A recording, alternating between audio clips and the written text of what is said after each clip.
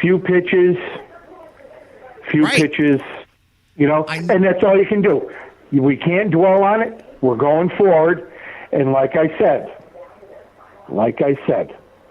we go into the World Series with the Giants, only it's switched from 54. We're going to sweep the Giants. Hey, there you go. There's my story, and you know me. But I'm sticking to it. What a difference. Too many games left. We're going to win the division. Like I said all along, screw the playoffs. We got the division. We have to take care of business ourselves. Can't depend on anybody else beating Detroit or the Royals. We have to do it. And we have to win every day, especially at home. Okay? We got this series out of our system.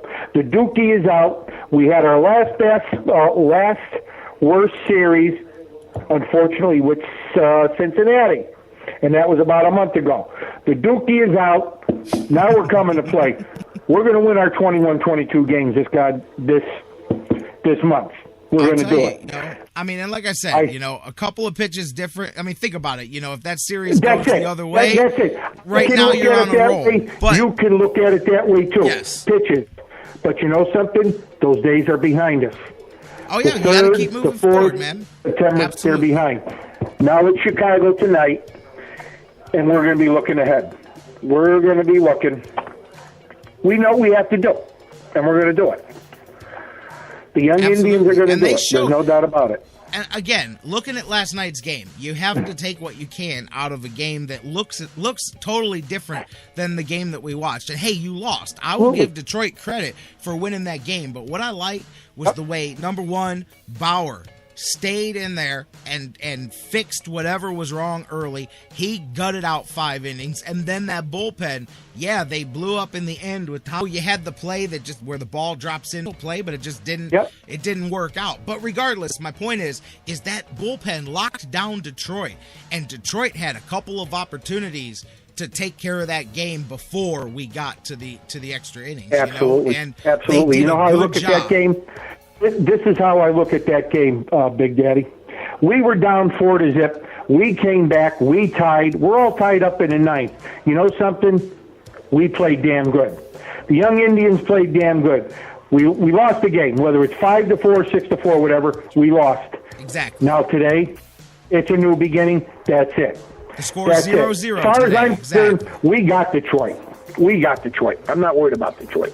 Well, I'll tell you, I do feel good about the way that the Indians played them this season compared to last. But regardless, Detroit doesn't come up again for another week. So right now, focus is on Chicago. And I'll tell you, for however people are feeling today, you go take 2 out of 3 or even all 3 this weekend from Chicago. And come Monday, when we go back on the air, everybody's going to be feeling good again, because that's the difference a couple of days makes in a pennant race. I mean, literally, the season's over, and then a 3-day stretch of things going good, and everything's on fire. That's the fun of this. That's why you go up and down and you take the ride, You got it, J-Rock. You got it. Hey, and listen, how is your high school calling these football games going, huh? Is Ohio State calling you yet or what? Not yet, my man. Not yet, my man. All right. I got my second game coming up tomorrow night, actually. Euclid and Villa Angela St. Joe's. I'm looking forward to seeing another state title contender after I saw Kirtland last week. So, and well, you know what? I got some stuff to announce later. But since you brought it up, I'm also going to be doing high school basketball play-by-play on the same station coming up here this winter when the football season's over. So just another new thing to do, man. Fun. Absolutely. You got to expand those horizons, baby. You know that. Bob, I'm going to end this phone call by giving you a tip and everybody listening, and I'll talk a little bit more about it later, but there's more coming too, and I'll explain as it comes, but trust me, really cool stuff in the next couple of weeks on the horizon for the Sports Fix. Going to be a little bit of changes, but trust me. Absolutely. All right, Big Bob, I got to go, man. I'm up against it. Thank you. And we love you, and baby, go Young Indians, man. World Series. Thank you. You got it. Go try. Big Bob, my man, always listening up in Bristol, Connecticut. Appreciate the phone call. Appreciate the love all the way up in Bristol, Connecticut. All right, we're going to take a break. Let's get the first break out of the way. And when we come back, the Sportswriter extraordinaire, Jonathan Knight, joins us live. Next, we'll talk some Indians. We'll talk some Browns and Steelers. My man wrote the Browns Bible. He knows the history of this thing. Let's talk about it. Let's look ahead to the game, start previewing this weekend, and more. Jonathan Knight, Sportswriter extraordinaire, coming up next on the Sports Fix.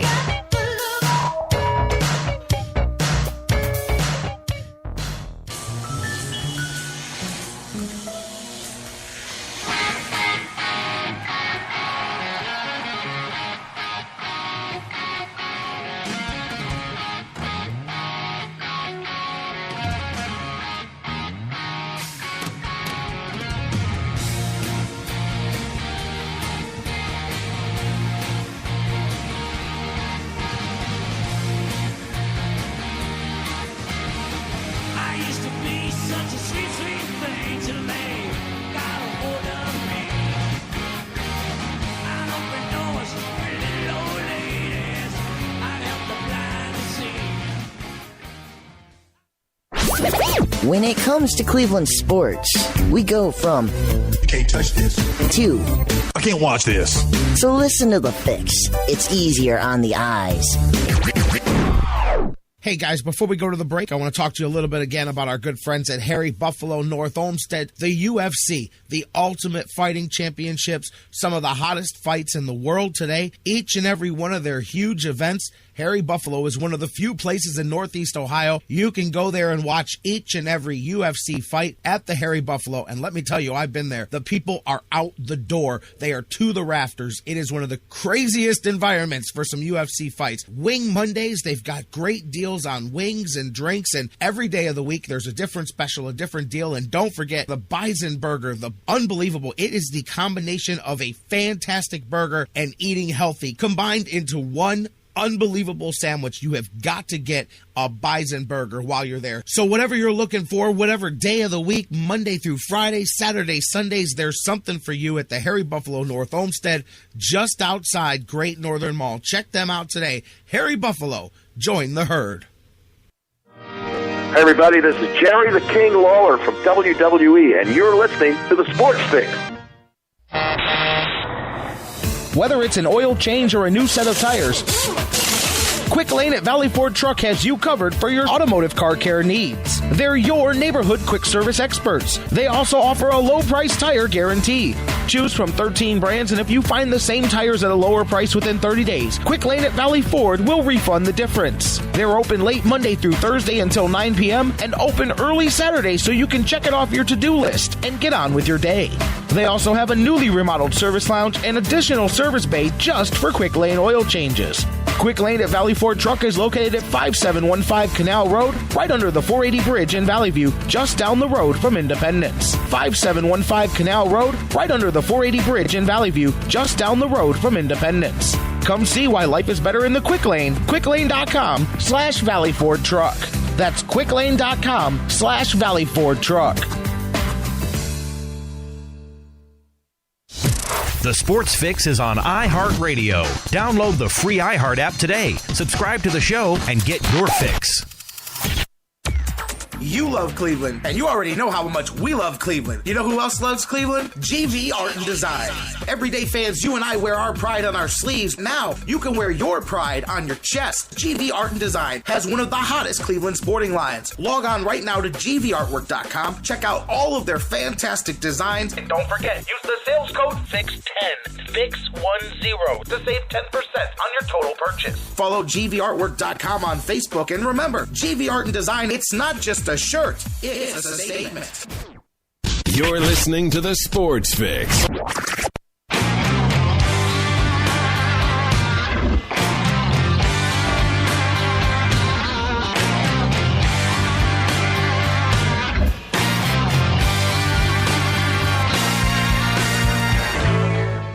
Welcome back to the Sports Fix Live across the Sports Fix Radio Network. Thank you, Big Bob from Bristol, for kicking us off on the phone lines before the break. We're going to open the phones back up for you guys in hour 2. Getting ready to go to the phones. My man Jonathan Knight, Sportswriter extraordinaire, going to join us here. Have a fun Friday conversation here on the kickoff weekend for the Browns. NFL kicked off last night. And I got to tell you, I don't know if you guys watched the game last night, Seattle and Green Bay. Man, first thing I'm going to say, I don't think New Orleans beating Seattle in the championship game. I think I'm with John McMullen, if they can get it at home. But man, Seattle looked every bit the Super Bowl contender last night.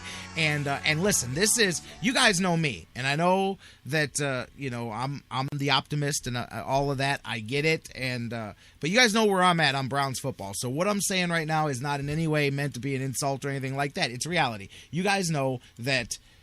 I'm not saying that every single entire season is one giant debacle. Some of them are. Some of them have some bright moments and some decent games. And so I'm not burying everything Browns. But you guys know some of the clusters that we've seen where you just see things that, and we're used to watching it as the home team each and every week. So it's kind of the base example of what you see on a daily basis of football, man. And then you take the summer off and you watch it. You see the difference through the preseason, the way the teams play and how vanilla and plain it is. And then that game last night. I mean, just both sides, really, until Seattle pulled away.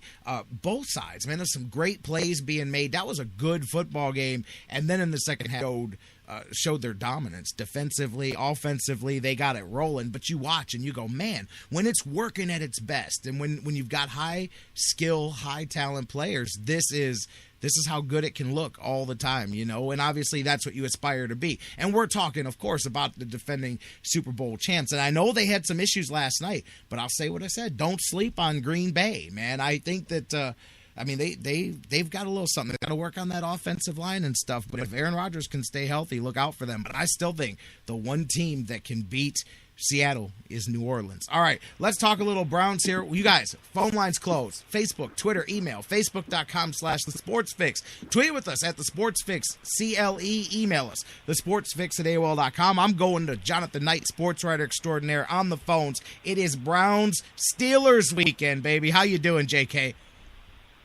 Jerry, I'm doing well, ready to talk some Cavs basketball. You're that pumped up for the start of the season. That's the next big thing that's going to happen, right? I'm ready. Let's go. You're ready to move right on to the Cavs. You're moving right past it. Wait a minute. Is this opening day? Is it spring training? Am I being ribbed here? Are we moving right past baseball season to the Browns? Is that what we're doing here? I think in the tone of the rest of this conversation is going to make this clear. But I think let's set this expectation right off the rip between you and me. How soon is too soon to start talking about the Cavs? Honestly, I mean, we got 3 weeks till training camp begins. I think what we've seen from the last couple of days from the Indians, and we'll talk about your team of destiny claim. We'll get into that as well. But and certainly with shall we say marginal optimism for the Browns going into this season. How soon is too soon to begin talking about the Cavs? Let's get that on the table now. When would be too early? Sort of like putting out the Christmas decorations. When is it too gaudy? When is it too much? If you got Christmas lights out at Halloween, yeah, that's not a good idea. Is it Thanksgiving? When can we start talking about the Cavs? Okay, first off, I caught the middle of that. I heard marginal optimism. I got your texts all morning, and there was nothing marginal about your optimism. I'm talking about me. I'm talking about you. Oh, okay. Because you don't even have marginal optimism towards this season. I do. But I'm like, wait a minute, what are we talking about? You or me here, man? No, you're marginal optimism. Yes. And I've seen a few 6-10 predictions. That's incredibly optimistic. That's about where I'm at. Marginal optimism, yes. That's about where I'm at, I mean, it really is, And I talked to you, we were texting this morning. I said, of the 3 games to start the season, to me, the most winnable. This does game here, and I know it's crazy because you're on the road in Pittsburgh, but I've already told you, I think New Orleans is the team that comes out of the NFC over there. If not, they're one of the 2 best teams over there. And Baltimore, to me, is still the top team in the division for now until somebody knocks them off, and they're still a strong team. When I say people, I do believe Pittsburgh is a lesser team than they were, but they're still more talented than people give credit. But Baltimore, people acted like they were just going to drop off overnight, and they didn't last year, and they're not going to this year. So I think the most winnable of the first three to avoid going 0-3, out goes Sawyer, in goes Manziel. The only way you avoid that is to win this Sunday in Pittsburgh. On paper, you're probably right. On paper, if you match it up, yes, this is probably the best chance that the Browns would have in a logical sense to win one of these first three. But let's face it, we know this history. The Browns